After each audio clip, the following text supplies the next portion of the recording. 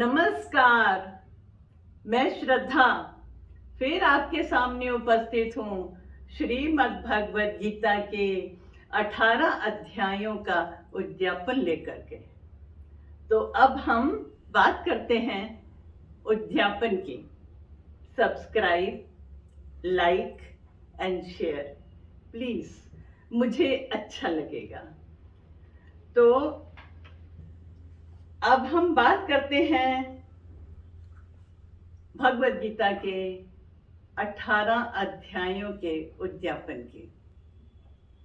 पार्वती नंदन श्री गणेश जी को कोटि कोटि नमस्कार करती हूँ, जिनकी कृपा से मैं श्रीमद् भगवद गीता के 18 अध्यायों की व्याख्या निर्विघ्न कर पाई हूँ।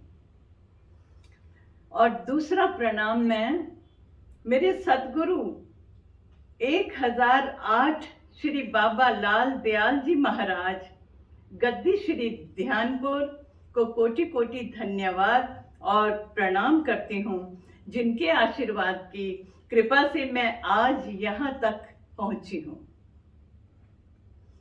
और अब मैं श्रीमद् भगवद गीता के देव श्री कृष्ण वासुदेव को कोटि कोटि नमस्कार करती हूँ, जिन्होंने मुझे जीवन के सत्य का एहसास करवाया है।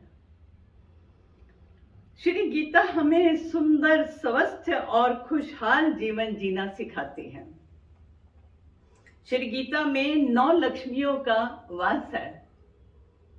युद्ध के आरंभ में जिस अर्जुन के हाथ से गांडीव गिरता जा रहा था और वो कह रहा था कि हे देव, हे कृष्ण, मेरे हाथ से गांडीव गिरता जा रहा है, मैं युद्ध करने में असमर्थ हूँ। लेकिन श्रीमद् भगवद गीता सुनने के बाद में वह युद्ध करता है और विजय प्राप्त करता है। श्री गीता में 9 लक्ष्मियों का वास है। विजय लक्ष्मी, महालक्ष्मी, यश लक्ष्मी, धन लक्ष्मी, राज्य लक्ष्मी, भाग्य लक्ष्मी, स्वास्थ्य लक्ष्मी, सुवर्ण लक्ष्मी और मित्र लक्ष्मी। यह सब लक्ष्मियां पाने के लिए ईश्वर से जुड़ना अति आवश्यक है। परमात्मा से योग करना बहुत जरूरी है। अपने आप में ही ये सारी शक्तियां सुलभ नहीं होती हैं। हमें यहाँ आने के बाद में, इस धरती पर आने के बाद में श्री कृष्ण को भी योग करना पड़ा है, राम को भी योग करना पड़ा है, और हमें भी ये सब कुछ आध्यात्मिक शक्तियों को प्राप्त करने के लिए योग करना पड़ेगा। योगा फिर वो चाहे कर्म योग हो, ध्यान योग हो, भक्ति योग हो, हठ योग हो, कोई भी योग हो, लेकिन योग हो। योग से ही हम, जब तक हम अपने मेन स्तोत्र से नहीं जुड़ेंगे तो वहां से हम उसकी शक्ति को प्राप्त नहीं कर सकेंगे। फिर उसके बाद में मेडिटेशन।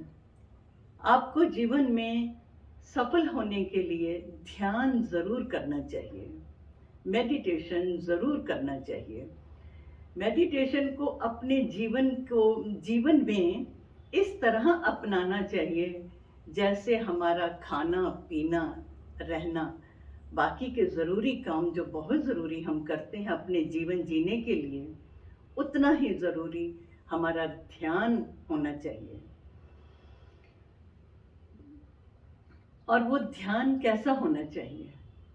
एकदम शांत मन से, शांत होके बैठ जाइए, मन को एकाग्र कीजिए और इस तरह से शांति महसूस कीजिए, बिना हिले डुले, जैसे मंदिर में एक जलता हुआ दिए की लौ होती है।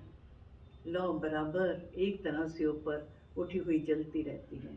बस इसी तरह हमें अपने ध्यान में रहना है और इस तरह से साइलेंस में रहना है, शांति में रहना है। जैसे ठहरे हुए पानी में एक छोटी सी चीज भी पड़ी हुई दिख जाती है, उसी तरह से शांत मन में हमें अंदर क्या है हमारे बारे में वो हमें सब पता चल जाएगा, हमें सब दिख जाएगा। इसके बाद मैं बात करती हूँ कि संतोष का धन बहुत बड़ा धन है। हमें ये मालूम होना चाहिए कि सारा जहां किसी को नहीं मिलता, सारा जहां किसी को नहीं मिलता, किसी को जमीन नहीं मिलती और किसी को आसमान नहीं मिलता। और जो अपने पास है उसमें संतोष रखते हुए प्रयत्न करते रहना चाहिए, प्रगति का भी, तरक्की का भी। मेरा कहने का ये मतलब नहीं है कि जो आपके पास हो उसे लेके आप बिल्कुल बैठ जाओ और आगे ना बढ़ो। आगे तो बढ़ते ही रहना है, लेकिन उस आगे बढ़ने में ऐसा ना हो कि हम कोई गलत रास्ता ना अपनाएं, हम गलत रास्ते में ना जाएं, बस सही रास्ते में जाके आगे बढ़ें। और उसके बाद मेरा 8वां पॉइंट है अनुशासन, डिसिप्लिन। हमारे जीवन में डिसिप्लिन का बहुत बड़ा महत्व है। समय का सदुपयोग करना बहुत ही महत्वपूर्ण है और उसके लिए अनुशासन जरूरी है। विद्यार्थी के लिए भी अनुशासन बहुत जरूरी है। समय पे सोना, समय पे जागना, समय पे खाना खाना, भोजन करना, भोजन कितना करना और कितना सोना, कितना जागना, हर काम की एक संतुलित रूप में होना चाहिए। कुछ भी असंतुलित या अति किसी काम की भी नहीं होनी चाहिए। सब कुछ अति जो होती है, अति हमारा कुछ ना कुछ खराब ही करती है। अति हमारा दुर्भाग्य नजदीक ला देती है। अति भला ना बोलना, अति भली न चुप, अति का भला न बरसना, अति भली न धूप। अति जो है वह पॉइजन की तरह है। अति नहीं होनी चाहिए हमारे जीवन में किसी भी चीज की। बैलेंस बहुत जरूरी है। और अब मैं एक बात और बताना चाहती हूँ कि श्रीमद् भगवद गीता के 700 श्लोक हैं। आज की दुनिया में, आज के दौड़ भाग के जमाने में, जबकि पति पत्नी दोनों को अपना कमाने के लिए दौड़ना पड़ता है, और ऐसी परिस्थिति में परिवार भी देखना है, बच्चे भी देखने हैं, इतना समय नहीं होता है कि हम बहुत ज्यादा अध्यात्म में भी जा सकें, और स्पेशली एक गृहस्थी के लिए। तो मैं इसके लिए सिर्फ 3 श्लोक बता रही हूँ। अगर आप ये 3 श्लोकों को ही अपने अंदर धारण कर लें, इन पे विश्वास कर लें और इनका चिंतन और मनन कर लें, तो आपका जीवन सफल हो जाएगा। जैसे पहला श्लोक ये है, जिसके लिए हमें विश्वास करना है कि ईश्वर सब जगह है, हमेशा हमारे साथ है। Try to feel God's presence everywhere. ये श्लोक मैं पढ़ रही हूँ, 13वें अध्याय का 13वां श्लोक है ये। सर्वतः पानिपादं तत्सर्वतो अक्षिशिरो मुखं, सर्वतः श्रुतिमल्लोके सर्वमावृत्य तिष्ठति। इसमें भगवान श्री कृष्ण कहते हैं कि मैं सब जगह पर मौजूद हूँ, मैं सर्वव्यापक हूँ, मैं सब जगह हूँ। जरूरी नहीं है कि मुझे पाने के लिए आपको दूर दूर मंदिरों में जाना है या कहीं तीर्थों पे जाना है तभी भगवान मिलेंगे, या कहीं जंगल जाना है या हिमालय पे जाना है। नहीं, आप जहां भी हो, मगर प्यार से, प्रेम से, भक्ति से और श्रद्धा से मेरा भक्त जहां मुझे प्रणाम करता है वहीं मेरे चरण होते हैं, और मैं सबके कर्मों का मौन साक्षी हूं। जब मनुष्य ये मान ले कि कोई साक्षी है, किसी की नज़र हम पर है जो हमें हर समय देख रहा है, तो आदमी कभी गलत काम नहीं करेगा।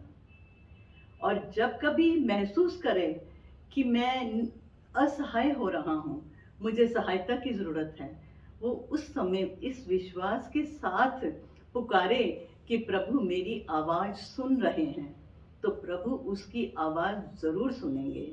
यही इस श्लोक में उन्होंने कहा है कि मैं सबकी आवाज़ सुनता हूँ, सबके कर्मों का मौन साक्षी हूँ, सबको देखता हूँ और सबकी मदद करता हूँ, और सब मेरे प्रिय हैं। और दूसरा श्लोक 18वें अध्याय का 5वां श्लोक है। यज्ञ दान तपः कर्म न त्याज्यं कार्यमेव ततः यज्ञो दानं तपश्चैव पावनानि मनीषिणाम्।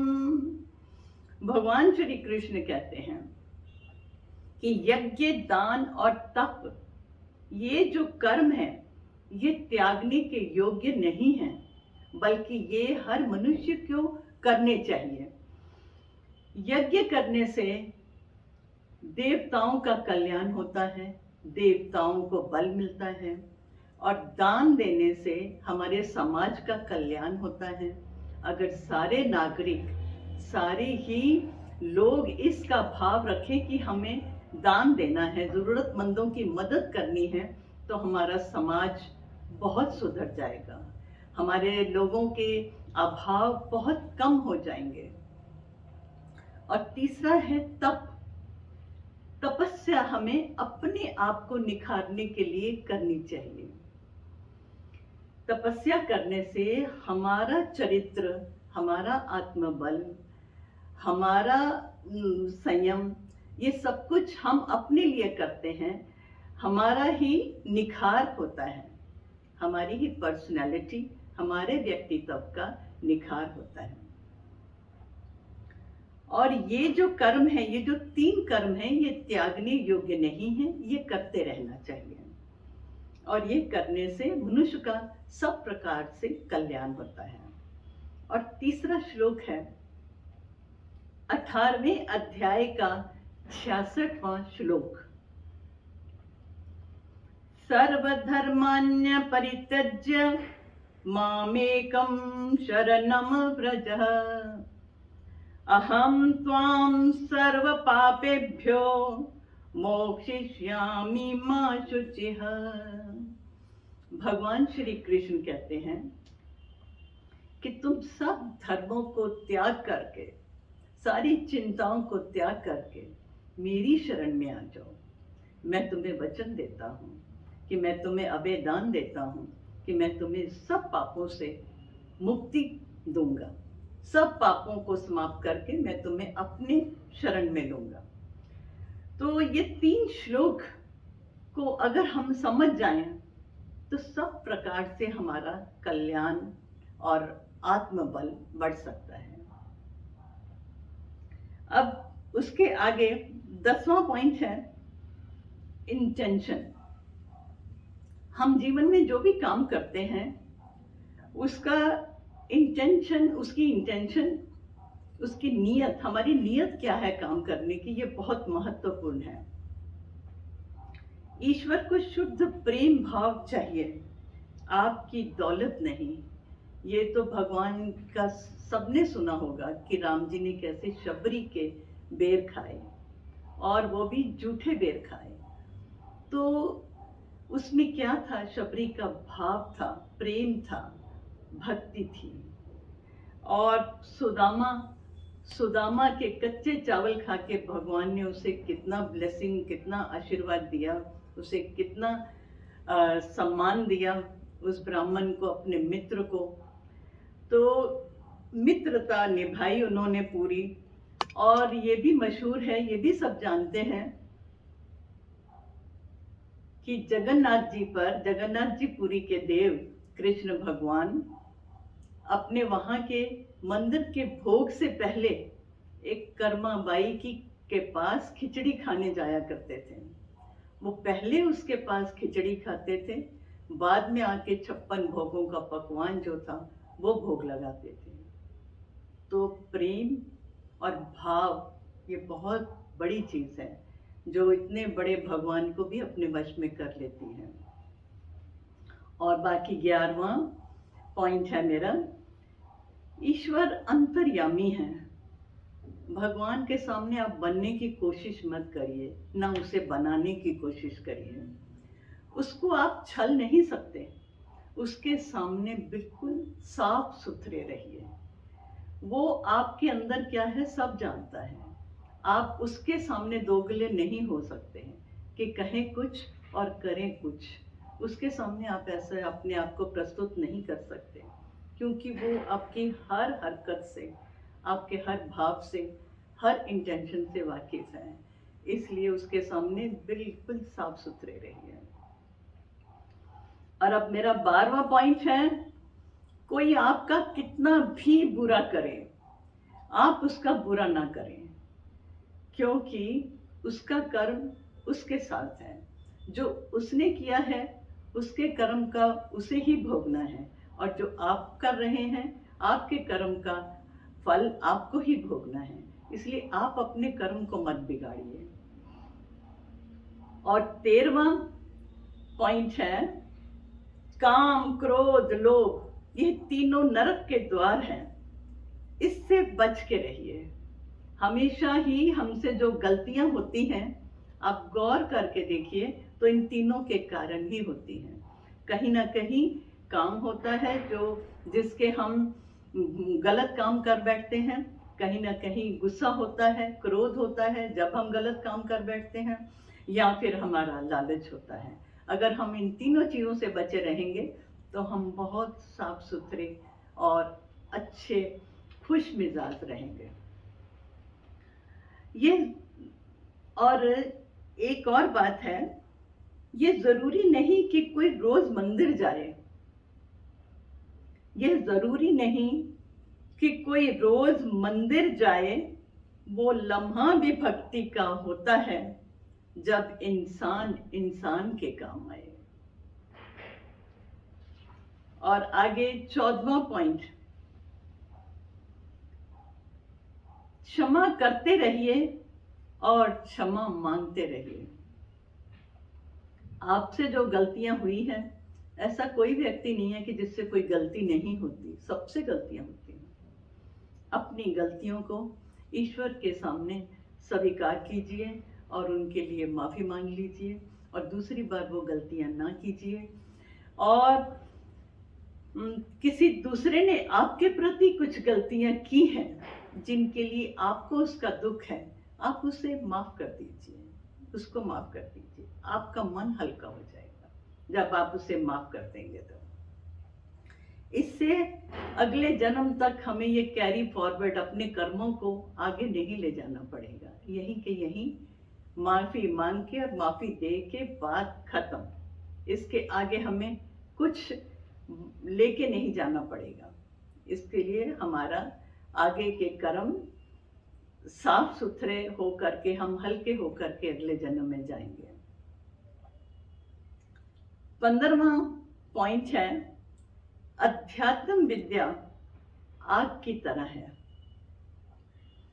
यह आग रोज हमारा खाना भी पका सकती है, और यदि इस आग को हमें संभालना ना आया तो ये हमारा घर भी जला सकती है। इसलिए जिसे कहते हैं कि little learning is a dangerous thing, अच्छी तरह से इसको समझिए, साधिए, और फिर कहीं बाहर कुछ बोलिए। और इस अध्यात्म विद्या में अगर योग्य गुरु मिल जाए तो सोने पे सुहागा है। अब 16वां पॉइंट, कुछ पल अकेले में जरूर रहिए, यानी कि अपने साथ अपने को जानने की चेष्टा करिए। और केवल शरीर नहीं, हम केवल शरीर नहीं हैं, हम आत्मा हैं, इस पर विचार करने का प्रयत्न करिए। यही आध्यात्मिक उन्नति की नींव है। अपने स्वभाव में नम्रता, प्रेम, करुणा, सेवा रखिए। गाली गलौज से बात मत कीजिए। कई लोगों की आदत होती है कि 10 गालियां देकर के फिर बात करते हैं। ये आदत अच्छी नहीं है। हमेशा मधुर वाणी बोलिए, मीठा बोलिए और मीठा सुनिए। आप जैसा बोलेंगे वैसा ही उसकी प्रतिध्वनि आप तक वापस आएगी। आप अच्छा बोलेंगे, आप मीठा बोलेंगे, आपके पास भी वही आएगा जो आप देंगे दूसरे। अभी एक 18वां पॉइंट है, बुरे व्यसनों से बचिए। शराब, ड्रग्स, जुआ, वेश्यावृत्ति, ऐसे बुरे व्यसनों से बच के रहना चाहिए। फिर देखिए जीवन कितना सुंदर है। और अंत में मैं आप सबको, अपने श्रोताओं को अनेकों धन्यवाद करती हूँ, क्योंकि जैसे भक्तों के बिना भगवान नहीं, वैसे ही श्रोताओं के बिना प्रवक्ता नहीं। मुझे ज्ञान देने वाला भी मिला और मुझसे लेने वाले भी मिले। मैं धन्य हुई और आप भी धन्य हुए। इसीलिए तो मैं कहती हूँ कि श्री कृष्ण ही सच्चित आनंद है। हरिओम तत्सत, हरिओम तत्सत, हरिओम तत्सत।